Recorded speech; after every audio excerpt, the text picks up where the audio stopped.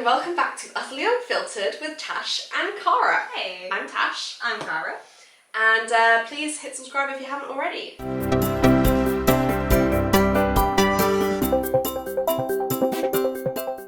Happy Monday. I hope you had a great weekend. It's been another week, huh? They Another come around week. so quickly, these Mondays. They really do. Wowza. I hope everyone is getting through. We're going towards the end of summer now. I feel like there's very much been a turn in, like, it's getting darker pretty much a little bit earlier. Yeah, I hate to definitely. say it, but it's colder now at night, so summer is no more, and I am very much a summer person. I have learned this about myself in the last couple of winters. They have hit me. Do you get seasonal depression? I do. For the first time, I honestly thought it was like a bit of a myth. I was Really? like, guys, come on, pull yourself together. Like, it's not that bad. It's bad! Those dark days where you leave. Well, I suppose it's a bit different now, but when I used to work full time and I leave the house in the morning, it was dark. And I get home and it was dark. And it's just perpetually dark. I'm not the most frustrating thing ever. I'm not a fan. I'm exactly the same. I've actually been good the last couple of winters. I've been fine. But during university especially, every winter, without fail, just hit like a truck. Yeah. Especially around like late January, early February time. Just my motivation to exist depleted hugely. No. Until the sun came back out again. And then you were like... It does sound like dramatic, doesn't it? No, but it feels that way. It does. Feel like a slow-moving truck like that. One that's taking its sweet time and crushing you, you know? It's not a quick, painless demise. Definitely not. I am curious how, I know you had mentioned that it's nearly been a month since you've been fun-employed. Yes. And what are you thinking now? Or are you giving yourself permission to not think about your next steps? Are you just actually, for the first time, being in the moment? Great question. Honestly, yes. Being in the moment. I don't have a plan. I don't have a plan when it comes to a full-time career. Okay. Because what I have very much learned about myself is I don't take instruction very well. And like we spoke about on a previous on our fun employment episode, but I have to have I'm goal orientated and I have to have a purpose. Sure. So I need to work out what that will look like in the realms of another person's company. And at the moment, I don't even see that existing for me, but perhaps it will over time. Okay. I am living the dulu life. At the moment, I am fully delulu. I have done so much research into marketing for this podcast. Yep. I have done so much research into marketing for myself. Yep. I post vlogs on YouTube every single week, and you can't know this. You post vlogs on YouTube every single week? Yes. Since when? Well, I have done it. I did it December till about March. I know that originally you did. No, that was like years ago. Yeah, when you but did then my lifestyle. laptop, so this is a new one. So December till March I posted, and then my laptop broke and my camera broke, which was great. And I just recently fixed them, and so now I've done the last 3 weeks. Well, I haven't posted them yet. Oh, well that's why I didn't know about it. But that's cool. I need to. Nice, good for you. Is this literally you documenting your journey of? It's just a vlog.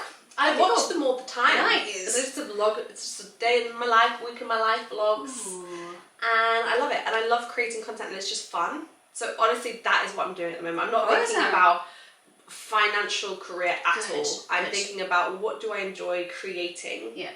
And that's what I'm doing. I'm painting. I got a commission for Mum. Ooh. And that's literally what I've been doing. And I'm loving it. What is the commission? She found this beautiful painting from like a homeware website, and it was about £2,000 in the sale. And sent it to me, and she said, "Do you think you could create something like this? It's abstract, which is what I tend to do." And I was like, "Yeah, go on." For £2,000. Well, no. So she said, "Oh, I'll commission you for it," and I was like, "Well, why don't you see it first, and then you can let me know." Let me know what it's worth. But you've done a couple now for friends, right? And they were stunning. I did one for one of my friends. They moved into a new flat, and I did a huge, I mean, this bigger than this mirror, huge abstract painting in blues and yellows that it's in their living room style. That was stunning. That was so striking. It looks so good in the space, and she still texts me about it, saying like, "Oh look," because it's got texture. So I used like texture paste and stuff to give it like a 3D look. Cool. And in the textures, you can see things, you know. So like, I see a pirate ship, other people see like a pterodactyl. Like in the clouds. You can see Yeah. Very cool. So she texted me like, "Oh, we found this and we found this shape," and they were very like, I was free. I wanted to just do it for them. I love doing it, and I need an excuse to make stuff because there's not enough walls in my house, quite frankly. But they were very, very, very kind and gifted me a voucher for Six by Nico, which is a really nice restaurant. Ooh. Me and Ali went a few weeks ago. Nice. It was very good. I love that you're enjoying painting. I love that you're enjoying painting. Isn't it so crazy? You knew me when I was younger, right? I did not run ever. I literally, used to run all the time, and I would officially, I would not go on runs with you at all. Yes, yeah, I think I tried once and I died. Like, I did not do any kind of running at school. I chickened out of the bleep test immediately as soon as I could. I never did long distance running. I never did any running, honestly. I didn't do any sports, nothing. Yeah. I also was not good at art. I did art as a GCSE, but my art teacher did my art project for me. She did it for me. I can't remember what her name was, but it was. I do remember Alice her, in though. Wonderland, Yeah. and I did not Alice in Wonderland. Wizard of Oz. Oh, because it was supposed to be movement or something. Yes. And I did the Yellow Brick Road and the glittering slippers. I'm not kidding. I technically did the drawing and the painting, but everything outside of that was her. Like in between classes, you come back to a totally new version of the painting, and you'd be like, what's that mean? I was so bad. I did not understand interpretation of these concepts either, and I think it's because I was supposed to be abstract, not real. But that is also going back to what you said about you don't take instruction. It was because you were told what you had to do. Yeah. I didn't like music. I hated music at school. I hated it because I had to play all these obscure instruments and learn about classical music. I just wanted to do it on my terms and create and get lost in a piece of music. I didn't want to learn about it. Some people do. Such a good point. But and that's exactly you. Yeah, I hadn't even And I love thought painting. about that. Oh, Yeah. very and now I run, and I I'm can't doing wait. a half marathon, and I paint. Yes, you are. Yeah. Good for you. Yeah. I should do that one day. It's coming up actually. I think by the time this goes live, it'll only be a few weeks away. Ooh. Where is it again? In Oxford. Oh, cool. Yeah. Yeah, the Oxford Half Marathon. Yeah. Very cool. Are you doing it with anyone? With Iona. Oh, nice. One of my friends who I run with. And I think actually quite a few different family members, are not from my family, but are doing it as well. So Cool. So you'll have a bit of a group and Yes. it'll be a good atmosphere, right? People cheer you on. yeah. Very cool. I know. So Good for you. I've changed too. God, I've changed since school. Oh my goodness. Thank you. Well, I'm so glad though. Not that I didn't, We I didn't think. get I don't give a fuck Cara at school, did we? No. I mean, we still get I don't give a. We still. No, wait. Hold on. I need to get this the right way around. Cara still gives a fuck. She tries not to. She's trying to not give a fucks, but she still does, but less so. Maybe that's it, right? Cara still Gives fucks. That's great. But she doesn't want to. She gives more fucks in other ways than I did before. And now I'll just keep third personing myself. Do you have a third person yourself? Sometimes I do if I really dissociate with who I am in that present moment. I talk to myself a lot. Okay. Yeah, you do. Yeah. You do. Come on, Tash. Yeah. That's what you do, right? Yeah, I do. I Tash, do pull it talk to together. myself. I Yeah. 100%. You coach yourself. I coach myself a lot, but yeah. We just discovered that if you were here for our Rising Science Saga, so sorry about that. We've discovered that I actually now am what am I? Cancerizing, which is so correct. It's so me. That's why I'm so confused perpetually, because Cancer wants me to be soft and safe and chill vibes, and Aries wants me to just fuck shit up. Yeah. So Literally. that's where I'm like, sometimes I wake up and I'm like, we're gonna be chill and normal today, and other times I wake up and I'm like, I'm gonna quit my job to be a musician. Yeah. And I think tattoo. that nuance is fun. That nuance is, well, it's an experience living in my head, let me tell you that. Oh, I'm also hypersensitive to rejection, so please like this podcast and share and say nice things to us, please, otherwise I'm gonna cry. Amazing. It genuinely says on her birth chart that these Cancer rising can be very, very sensitive. And I was saying to Cara, because that is Cara's experience of life, I was saying to Cara that there's something very validating about seeing something in writing about yourself that validates something that perhaps you wish you could adjust slightly. Yes. I'm sure you don't wish you weren't sensitive, but I bet you, and No, I I'm really sensitive too. do. No, I really do. There's beauty in being sensitive though. It means you care a lot. That's true. Thank you. You always know just the right thing to say. I think it's really good to be emotional. I think people are told so much, especially as kids, you know, oh, don't cry, don't be sad, like don't have this experience, don't have that experience, and it's just not true. Honestly, I think we should be sensitive. I think we should be, you know, gentle humans. Cara's trying to do a little video clip right now. Sorry. I just feel like I have to document my self-discovery journey that I've experienced today. I mean, we are recording this whole thing, so. Yeah, we are. That's true. But no, I think there's beauty in being an emotional person. I think that it's good that you feel the ups and downs. Like, I would much rather, and I do think, in fact, I don't know where this video is going, but... I don't know yet either. It depends what is said in this video. I do think that having been someone who in the past has suffered with depression and feeling very low and feeling very numb, I now understand how amazing it is to feel ups and downs. Like, that's such it's a privilege. gift. Yeah. Yeah. It is a privilege. I think it's just like anything though. It's having a balance, right? And not maybe not getting or running away with the extremes of the lows. The highs and the lows are great, and that spectrum of emotion is awesome. But maybe it's sort of filtering in a bit, because I do think sometimes it kind of linking in with the fuck it mindset. Like, I think it holds me back a little bit too if I'm really afraid of what people think. I agree in the sense of like feeling everything. And you should, like, God, feel everything you can. Like, feel every emotion, embrace them, make friends out of your demons, your negative emotions, and you know, because you have to live with them forever. But don't let them hold you back. Maybe that's the difference. Don't let them stop you from doing what you want to do. Absolutely, and I do think that that's very true as well. I remember so many experiences in my life where I've just prayed, don't cry, Tash. Like, you know, like going into a job interview or having a rough conversation or something, and just be like, can I just not cry this time? That'd be like, nice. Wouldn't that be great? Yeah. But alas, the tears fall.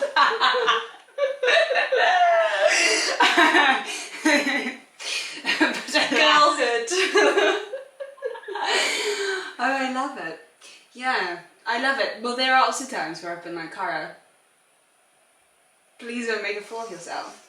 Pull yourself together. Pull yourself together.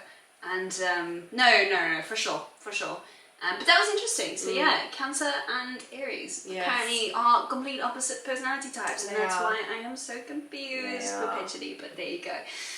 It's fascinating stuff, honestly. We'll do a whole episode on this in the future, I think. should. But it's so much fun. Yeah. So this one is 3 books that, not 3 books that changed your lives. Yes. But 3 books that changed our lives. Yes. Today we want to talk about some books that changed our lives. And it's a bit of a mixture of books, to be honest. It is. Are you a big reader? No. Really? So this is a great podcast for me to be involved in. But I have dabbled in reading in the past. So I've got a couple of ones that really shook me. Enough to contribute to the conversation. Love that. But actually, now's probably a good time to say, if you guys have any books that changed your lives, please share them with us, because I'd love to do a separate podcast episode where maybe we do like a little book club thing, you know, maybe we read an extract or we look into that book or whatever, because I'm always, if I have a purpose to read, I'll do it, for sure. 100%. Oh my god, yes, I'm so open to recommendations. I love to read, I read all the time. And I tend to mix as well, like self-development with fiction books as well, because I like both. And I don't like to get too caught down one route. And then I think sometimes you can read too many self-development books to the point where you just feel like you have so much to work on. Yeah. You know? You've felt that? Yeah, 100%. Where you have so much advice and you're like, shit, this really is a problem with me. If I need to do all of these things, like, surely not. How am I going to action everything from all of these books I read? That's like an impossible task. It's so, true. yeah. It's true. One of the books that I love, like this was a monumental one for me, and it actually kind of combines the fiction, non-fiction side of things, right? Go with me on this. It is totally a fiction book. It's Midnight Library, and it's all about the different lives that someone could have led if they had chosen different paths. And ultimately, spoiler, sorry guys, it ends up being that actually in any life there are ups and downs, and in every life they are unsatisfied in some areas and satisfied in others. And I think it's such an important lesson to learn, because I think you maybe go into things in life thinking, like music for me, I thought, okay, if I become a musician and do the music life, I'll be happy. And it's like, you're not just perpetually happy. There are hard times, and I think going back to what you said in a previous podcast episode was choose your hard, right? Was it something like that? Yeah. And I think it was, but the non-fiction part of that is the whole life lesson that's to be learned from it. And I did see it as a bit of a self-development experience for me, in the sense of trying to change my mindset and actually make the most of what I have, because you can't be left feeling very underwhelmed with the path that you've taken if you just purely focus on what you could have done differently. 100%. You almost have to embrace it. It's so easy to always think like the grass is greener as yeah, well, yeah. and to think, did I make the right decision? The grass is green where you water it. Right. Do you get it though? Yeah, I do. So, okay, thank you. Gorgeous, love Thank it. you. I'm a poet and I know it. That was it now. That was my profound Anything else about contribution. the Midnight Library? No, I think what is good about I've read the Midnight Library as well, and it's true, that book, it definitely gives you like an insight into kind of the different ways in which you can lead your life, and how easy it is to look back in retrospect and question your decisions, but really they all would have led you to the same destination. Sure. And like I massively struggle with this particular concept of regret. It just sounds so bad, but just like wondering if I made the right decisions. And actually, this is why right now with the self-employment thing, I feel like I did make the right decision. Yeah, it's good. And I'm leaning into the dulu on that, where I don't want to ever look back and think, Tash, why did you take time out like that? Because I think this is the right thing for me to do. Sure. But there have been so many times in the past where I've thought that exact thing, and now I look back and think, I have a flippant undergraduate degree in accounting. I'm never going to be an accountant. I can't add. Like, I literally can't. So it's can't do maths. That's not ideal. Calculators. Yeah, that's what they're for. But I will never be using that ever in my entire life. Yeah, but those pesky what ifs, like, are those what ifs are just they can really take you down, yeah. Yeah, and they're always there perpetually, and I've had them myself.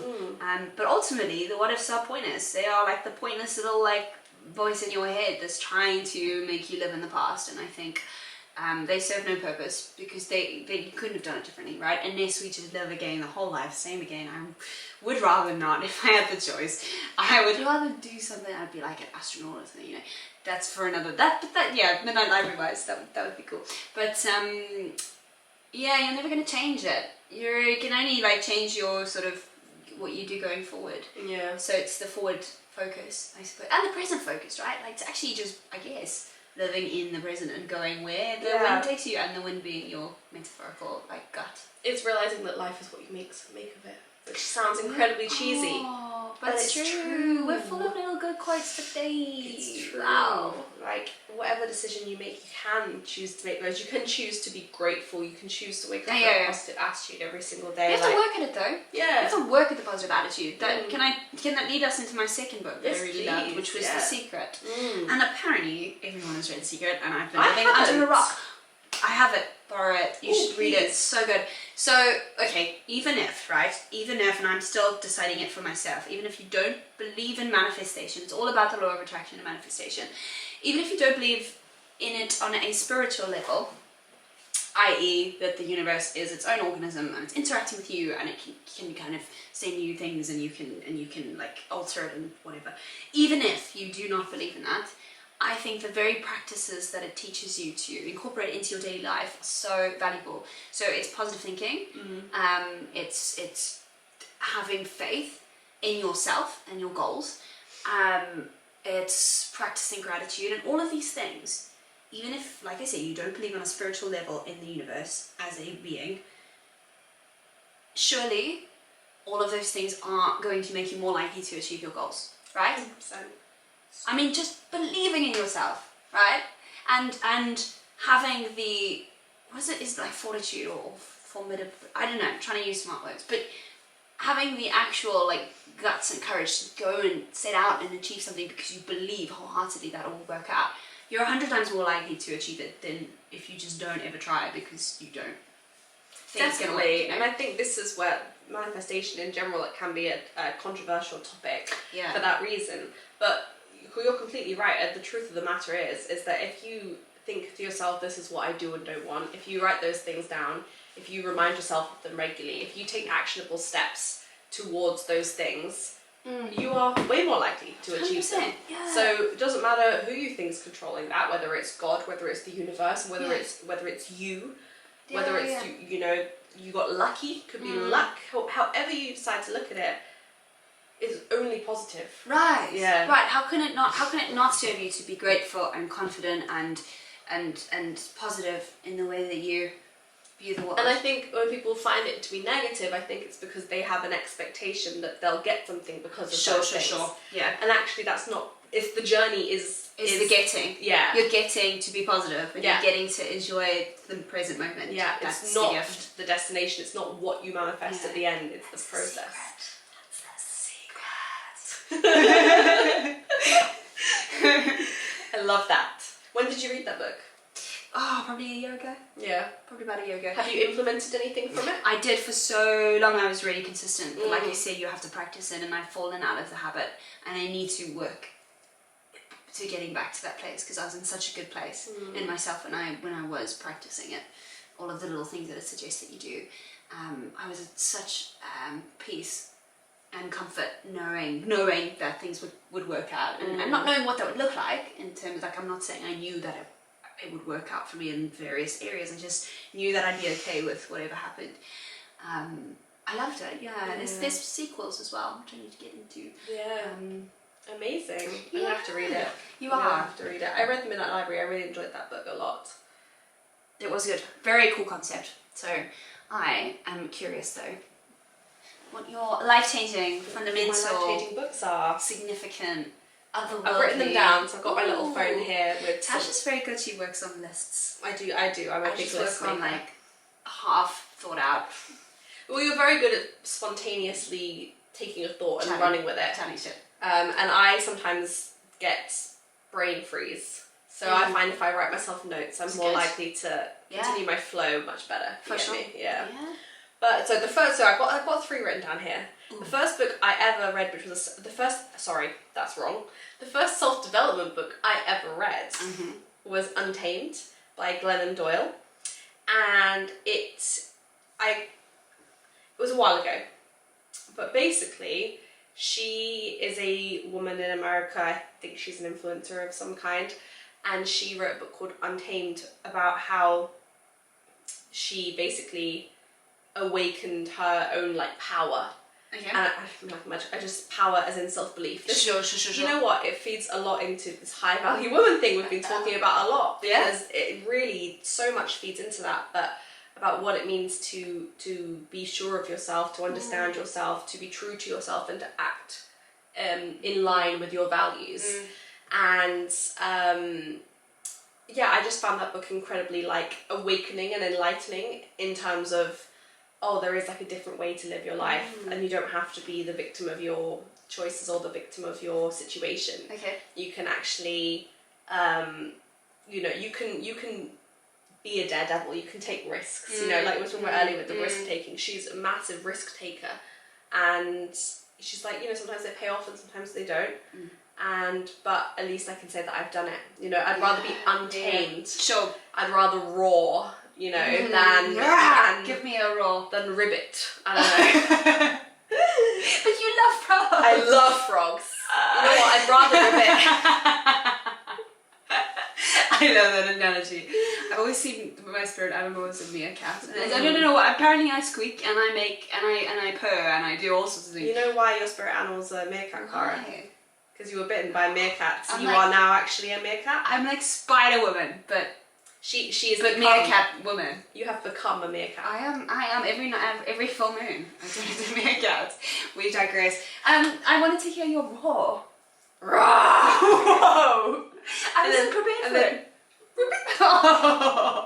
I'm squeak burr. Anyways, it's a very good book. I gave it to a couple of friends. Untamed. I gave it to a couple of friends during lockdown as well. And I do recommend it. I don't know if I still have it at home, but it's just a good starting place. I'd love to honestly. read it. I would love to read it. Yeah, that's how I treated it. it's a good starting place. It really, yeah, like I said, it really awakened kind of this new idea to me. And it kind of follows the same lines as, like, there's a book called by someone called Florence, I can't remember her last name, but it's called Women Don't Owe You Pretty, and it's a very similar concept of, like, you know, you can be a powerful woman and society teaches you one thing, but actually what it means to be a woman is another thing. And, like, society taught us to, you know, to be accomplished in these arts or whatever, but actually what it means to be a woman is to be, you know, true to yourself and intuitive and that kind of thing. So it kind of follows that kind of concept, and it's really good. I like and this is partly why I'm loving these podcasts and like personal therapy sessions, because in disguise, because it's like having prompts, things that jog your mind to think about, to consider things, because it's almost like you don't know how to adapt your thinking unless the questions are posed.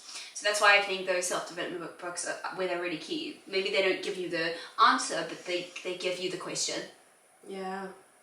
Yeah? Yeah. Did that make sense? Yeah, it does. Yeah, definitely. It tells you, and it gives you something to relate to that you can anchor to as well. Because, you know, you could write, like you said, they can ask you the question of how do you feel about X, Y, Z or whatever in terms of telling a story about how they feel about X, Y, Z. Sure. And that ignites in you, if they feel that way, how do I feel? Yeah. This is questioning a belief I previously had. Yeah. It just allows you to explore the concepts. And I love that. Yeah. Untamed. I'm going to borrow it. Untamed, yes. I'll find it at home somewhere. It must be at home somewhere. That's my Aries side, isn't it? Yes. You'll definitely get your risk taker out with Untamed. That's kind of sexy. I'm down for that. The second book I have. She's going to purr. Yeah, that's my squeak. Purr. Oh god. Too good. Okay, so my second book is called A Man Called Ove. Ooh. Have you read this? No. So it's by Frederick Backman, and it's fiction. Okay. It's about an elderly man whose wife has passed away, and he basically is trying to commit suicide. So it's dark tones, trigger warning. Yeah. But every day that he tries to commit suicide, something stops him in the form of a neighbour. Okay. So somebody needs his help. Something needs fixing. He's very, the way he thinks, well, he's a man, so I don't really understand them anyway, but they are a whole other species. They are a whole other species, but he's very like, this should be done in this way, end of story. And so if something's not done in that way, he goes about fixing it. So there's lots of experiences he has, and every day it starts with him waking up planning to kill himself, and then it doesn't happen because he's interrupted, and he goes, okay, well, I'll try again tomorrow. Okay. And throughout it as well, it's not sad or depressing, he wants to be with his wife, and his wife has passed away.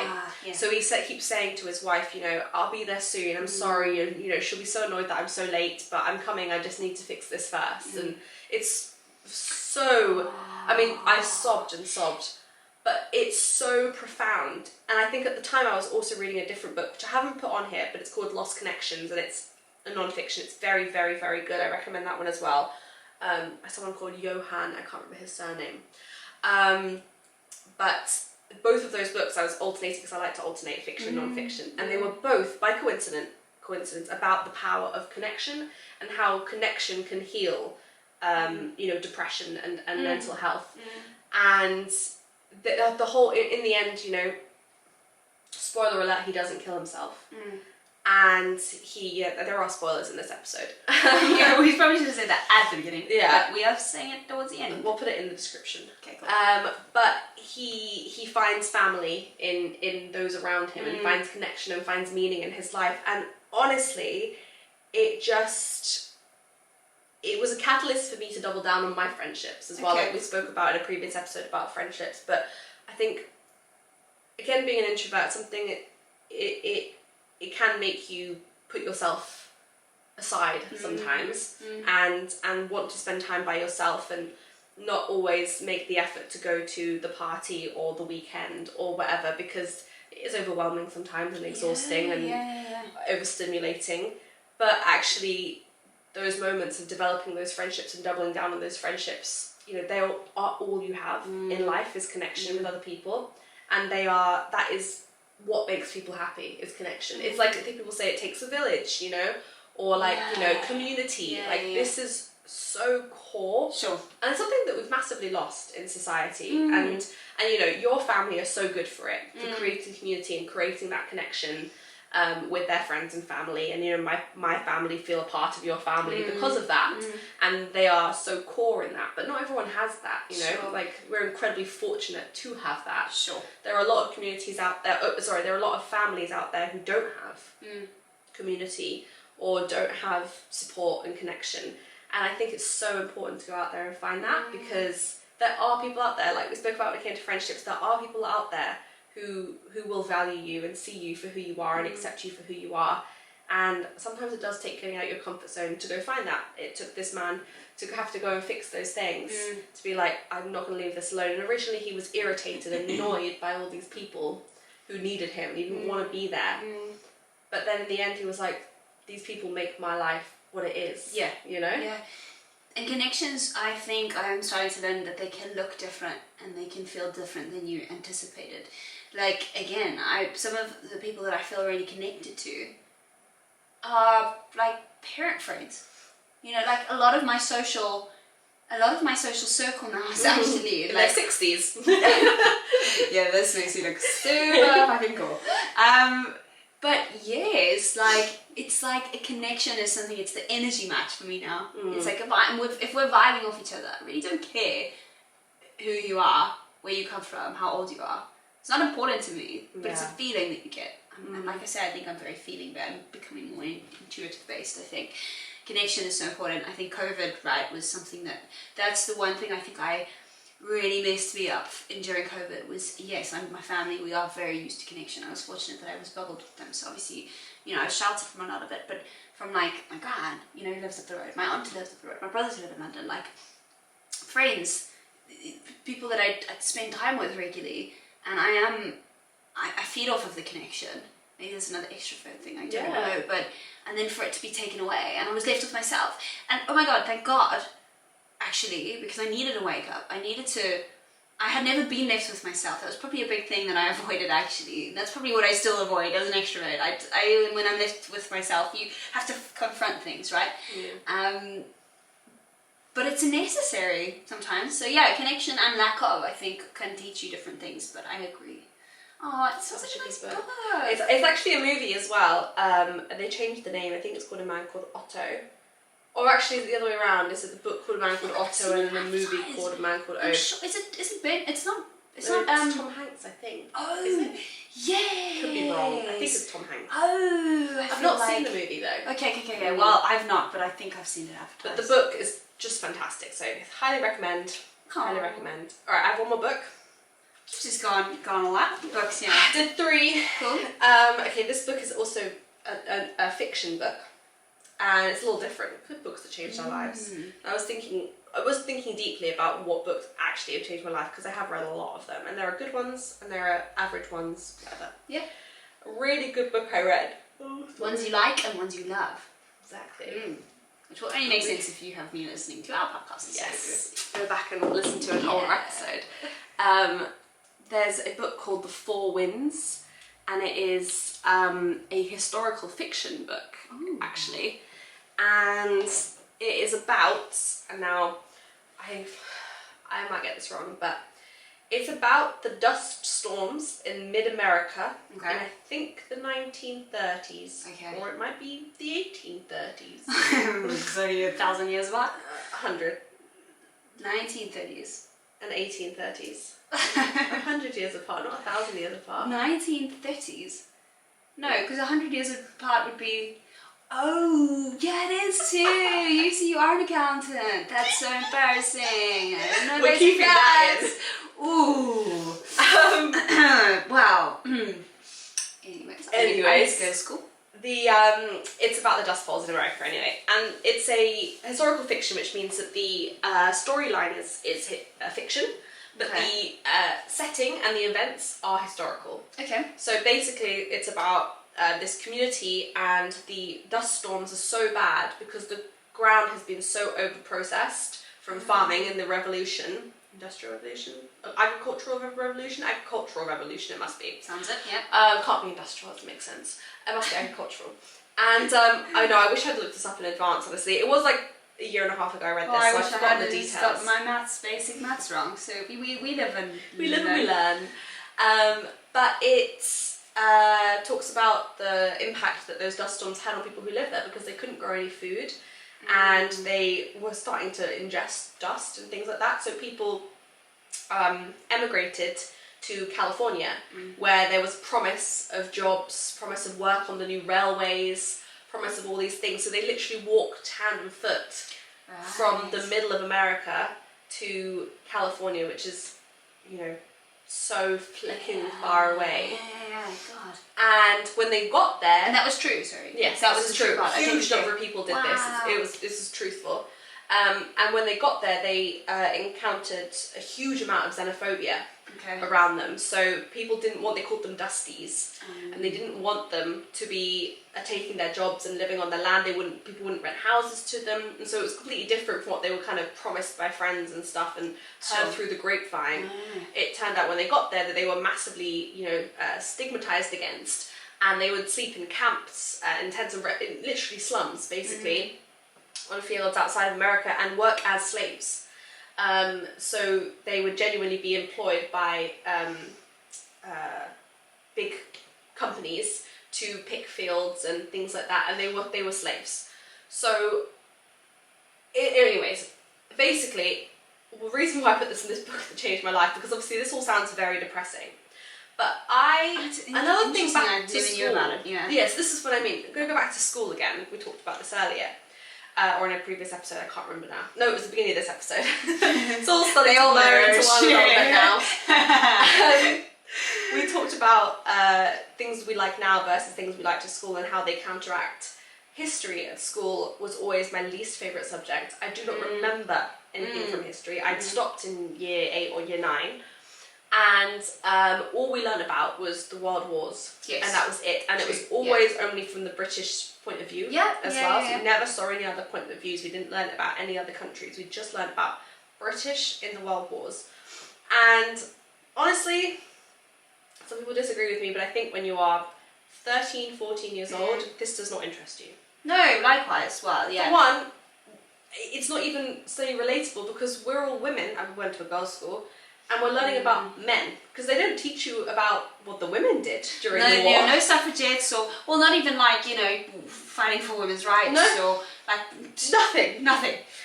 And we just learned about what men did during the war and how they got trench foot and, and about their rations.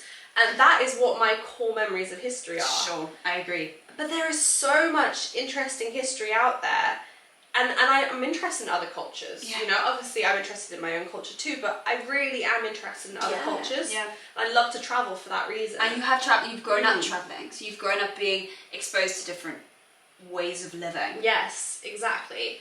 And then to learn about this, it's the first historical fiction I've ever picked up. It ignited something so much in me where I want to learn more about history, but I like historical fiction because it makes you feel emotionally attached to their storyline. I think you can read a non-fiction textbook about something like this, and it's all very like pragmatic and very like this is what happened and this is what changed and this is what that, and there's not much emotion involved. Even if they tell you how many people died or whatever, you don't feel connected. But when you read a historical fiction book, when there's a character they've developed based on true stories, you feel invested in who they are. To add to that, Warhorse did that for me. Amazing. Like actually going, I think we went. This was went to the theatre. It was incredible. That was a story of a random horse and a random boy, and I felt so much more empathy and I suppose like horror and disgust at the war when you could get into a personal experience of it. Yeah. You know, even if it was fiction, but it was representative of so many people and what they experienced. It's true. It does. It brings it to life. Otherwise, it's so hard. You become so detached from it. Because how would you? We have no idea of that place in time. No, exactly. We haven't lived it. Exactly. And yeah, I absolutely loved it. So I'll just read my notes quickly, but I'm pretty sure I've written it all here. But yeah, anyways, I think I've written here about that basically what these books kind of teach me is that we're all just doing the best with what we have, and that's what they were doing as well. And you know, not all stories have happy endings, unfortunately, but you know, there's magic in that as well, and there's a lot of privilege that you don't realize you have necessarily until you hear about, you know, these different times. I mean, I love Taylor Swift, don't get me wrong, but we've spoke about her before. Hold on. But when she says in that No, song, what are you about to say? Think about it very carefully. Yeah, I'm going to. She says, you know, oh, I wish I lived in the 1830s or whatever. And I understand it was just a lyric in a song and it doesn't actually mean anything, and you can pick at lyrics all you want and it means nothing. Sure. But actually, because you don't read about these stories, because you're not taught about these things, you can idealise 100%. a version You of the romanticise, past. yeah. I mean, we have it in art, in British culture, you know, people romanticise the time of the Beatles massively. They romanticise, I don't even remember what time the Beatles are, but you know, the 70s or whatever, 80s. It'll take 1,000 years. But actually, you know, things weren't great back then, you know. No, for sure. You know, there was still so much going on at that time, and I think that, yeah, it's easy to romanticize other times. And again, it comes back to that grass is greener thing. You can sometimes always think the grass is greener, but actually, you know, realizing your privilege is exposing yourself to stories outside of your own realm. True.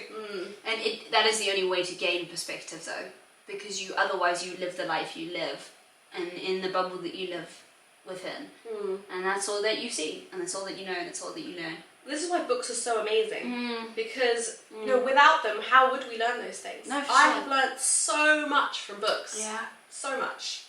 I need to read more. That's what I've decided after this podcast episode. I need to read. Well, I have plenty of books you can borrow. Thank you. I would love to. I'll come and rummage through your books any day. What am I reading at the moment? I'm reading a non-fiction. I'm reading a fiction called Tomorrow, Tomorrow and Tomorrow. I'm almost finished with it. It's interesting. It's about game developers in the 90s and early 2000s, and it's just about their experience, and it's fiction. Okay. But it's really interesting and emotional. And then what's the other one I'm reading at the moment? Reading 2 books in one go. So I read one non-fiction, one fiction. Oh my goodness. The other book I'm reading is Spurs Tension. Everything They Never. I don't know what the actual name of the book is, but the subtitle name is Everything You Never Needed to Know About Therapy. Okay. Oh, it's called And How Does That Make You Feel? That's what it's called. And it's written by a therapist about being a therapist. And it's I thought for a while I wanted to be a therapist, so that's why I picked it up. But actually, it's just a really good book. It was a really interesting stories about real people. Again, igniting that human experience. Yeah. Our battery is going to die, so cool. I think we're going to sign off. Kari, do you want to do the honours? Thank you so much for tuning into this podcast episode, and hopefully we've given you some good book recommendations. Can I super name drop my book that came out 3 years ago today, which is all about witches and wizards and all things mystical, and it's out there. What's it called? That would be a good thing to do if I was name dropping, right? Yes. To give the name. It is called Unearthly, is the Keeper of the Chrysalis. Guys, thank you so much. Thanks for tuning in. Please go like, subscribe, comment, share, listen. And we'll see you next Monday for the next episode. Cool. See you Thanks then. for being here. Bye. Bye. Bye.